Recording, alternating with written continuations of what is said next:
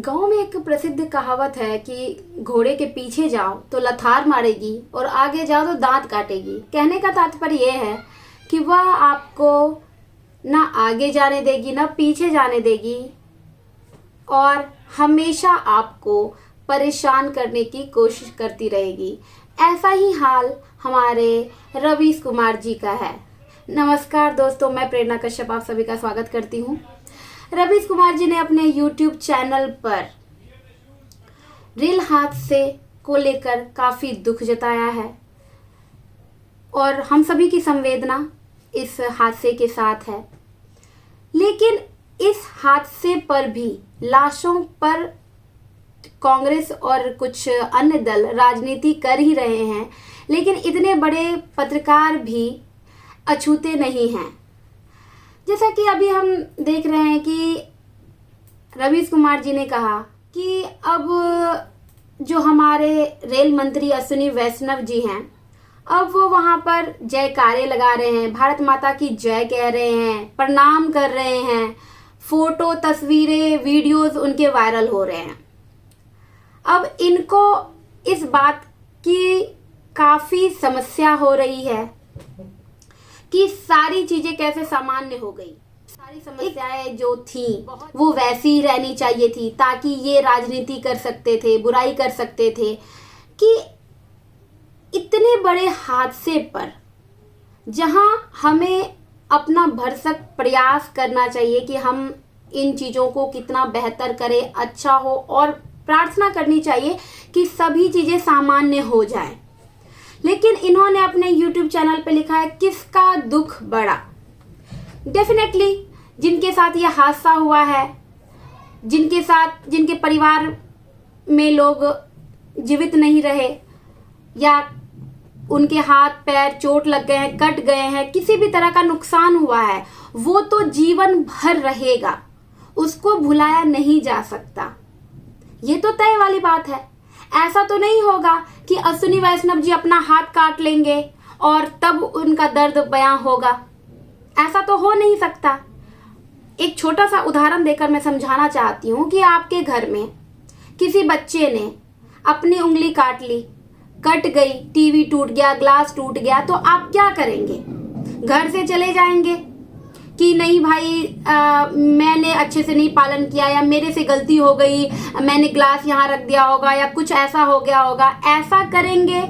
या उस चीज से सबक लेके आप भविष्य में वो गलतियां नहीं करेंगे जो आज हुई हैं?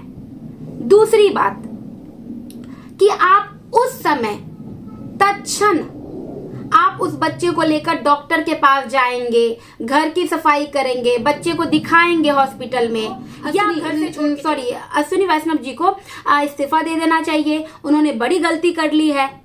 ये जो हादसा हुआ है उसमें अश्विनी जी का हाथ है और प्रधानमंत्री का, वो अश्विनी तो प्रधानमंत्री पर उनका टारगेट रहता है कि प्रधानमंत्री भी इस्तीफा दे दे, रेल मंत्री भी इस्तीफा दे दे, सारे इस्तीफा दे दे और सारा कार्यभार जो है सबसे बेहतर रवीश कुमार जी संभाल सकते हैं, उनको बहुत ज्ञान है, वो काम करे। अरे घटना हुई है, इतनी बड़ी घटना हुई, इसकी संवेदना, उसकी जो परिस्थिति है उसको तो आप समझिए कि हर जगह आप राजनीति करने पे उधर आते हैं। अभी वो 42 घंटे से या 32 घंटे से, जितने घंटे से वो वहां पर हैं, कार्य कर रहे हैं, लोगों का ऐसा नहीं होता है कि जब मंत्री जाकर वहां पर ईंटें पत्थर उठाने लग पड़ेंगे, ऐसा नहीं होगा। ये आप भी जानते हैं। हमारे घर के बड़े होते हैं जो किसी भी विवाह, किसी फंक्शन या किसी भी घटना में, दुखद घटना में भी उनका रहना हमारे लिए एक हौसला अफजाई करना होता है, ना कि उनका काम करना होता है। यदि वो वहां पे डटे हुए हैं तो जो मजदूर या जो लोग काम कर रहे हैं वो डबल उत्साह के साथ वहां काम कर रहे हैं, रात दिन सो नहीं रहे हैं, वो भी उनकी हौसला अफजाई के लिए रह रहे हैं, ना कि वो ये दिखाना चाह रहे हैं कि वो काम कर रहे हैं। अब फोटो डाल रहे हैं तो आपको दिक्कत हो रही है, यदि वो फोटो ना डाले तो आपको लगेगा इन्होंने तो कुछ किया ही नहीं है, इन्होंने तो कोई काम किया नहीं, तस्वीर कहां से डाल देते, ये तो बस गए और वहां से होटल चले गए, काम करके आ गए। आप ऐसे भी उन पर आरोप लगा देते और आज वो फोटो अश्विनी वैष्णव जी नहीं डाल रहे हैं कि ये तो सबकी मीडिया टीम होती है जो इस से चीजों से जुड़ी हुई होती है, वो उनका ये काम होता है। अब इस पे भी आप आपत्ति जता रहे हैं। अब वहां मंत्री जी बैठ के काम कर रहे हैं, करवा रहे हैं, तब भी आपको दिक्कत है। कभी आपको मंत्री जी के काम से दिक्कत हो जाती है, कभी आप कहते हैं अब काम करते हैं, कोई ऐसी दुखद घटना होती है, उसके बाद हम यदि कोई काम आरंभ करते हैं, नहीं वहां से रेलगाड़ी शुरू हुई है तो उन्होंने वंदे मातरम कह दिया, तो क्या वंदे मातरम कहने के लिए भी समय देखना पड़ेगा? उसका भी कोई समय होता है?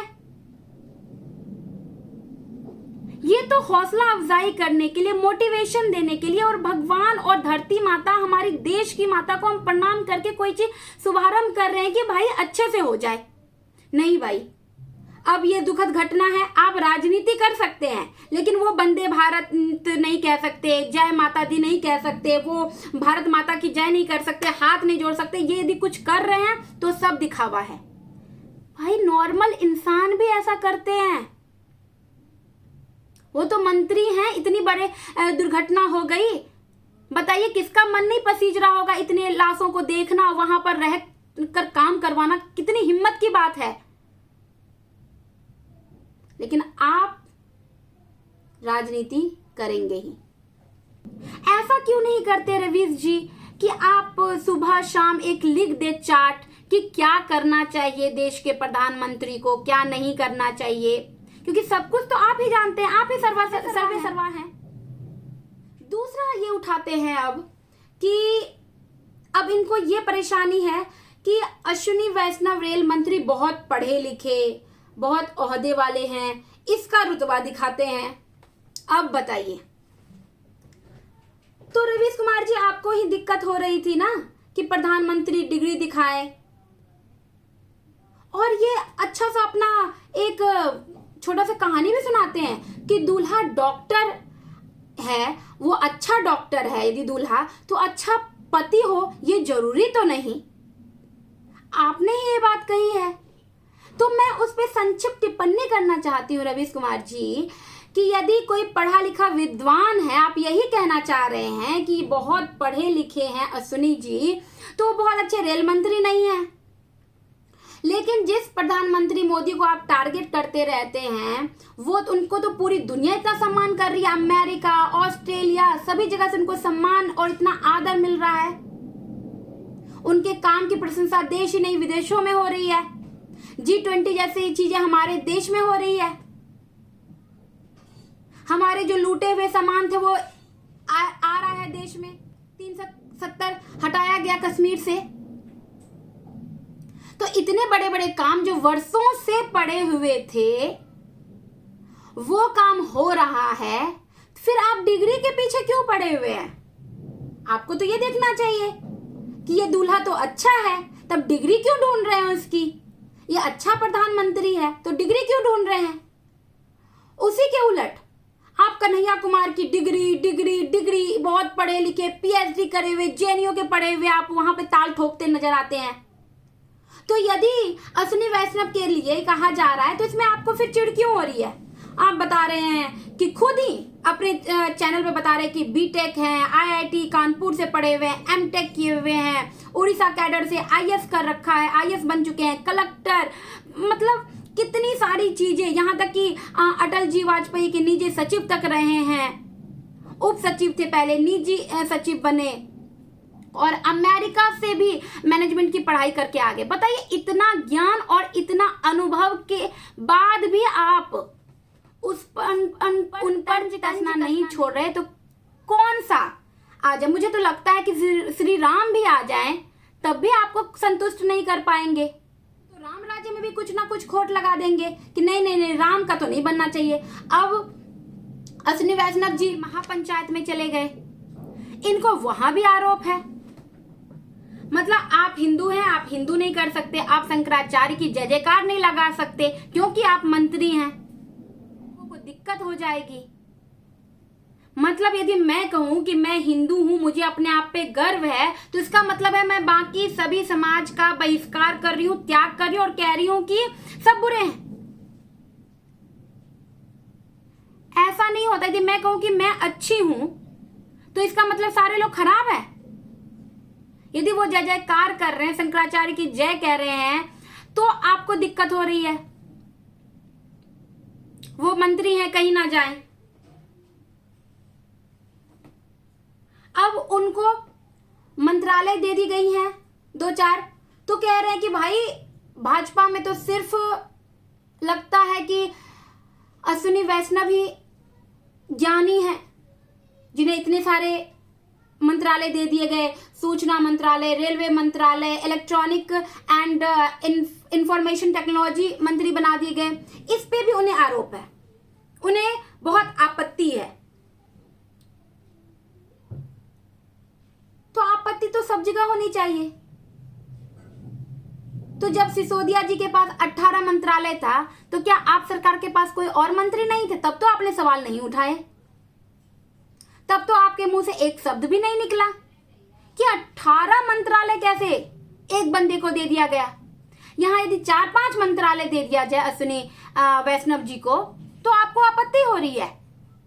और इतने योग्य और नीचे से लेकर ऊपर तक एक अनुभव उनका जो रहा है, नहीं, आपके लिए ना अनुभव है ना योग्यता है, क्योंकि आपको सिर्फ और सिर्फ राजनीति करनी है, अपने फॉलोवर्स बढ़ाने हैं, और समस्या कुछ भी हो, समस्या गंभीरता आपको कुछ चीजों को नहीं देखना है। समय की गंभीरता, समय की मांग भी होती है, लेकिन नहीं, आपके लिए आपदा अवसर के समान है। जो आपदा आई तो आपने उसका लाभ उठाया और मोदी अश्विनी वैष्णव की बुराई करनी शुरू कर दी। आप तो इतने बड़े पत्रकार हैं, आप इस तरह चीजें करेंगे और पत्रकारिता पे आप सवाल खड़े करते हैं कि गोदी मीडिया है, ये मीडिया। आप क्या हैं? आपने क्यों केजरीवाल पे खबर नहीं बनाई? आपने सिसोदिया पे क्यों नहीं सवाल उठाया कि भैया 18 मंत्रालय क्यों एक बंदे को दे दिया गया? क्या आपके सभी नेता कुछ योग्य नहीं है? तब आपसे सवाल नहीं उठ रहे। जब स्वतंत्र और निष्पक्ष पत्रकारिता करनी है आपको, तो जो भी गलत है वो आप जनता के सामने रखें, और जो चीजें सही चल रही हैं उसकी तारीफ भी करें।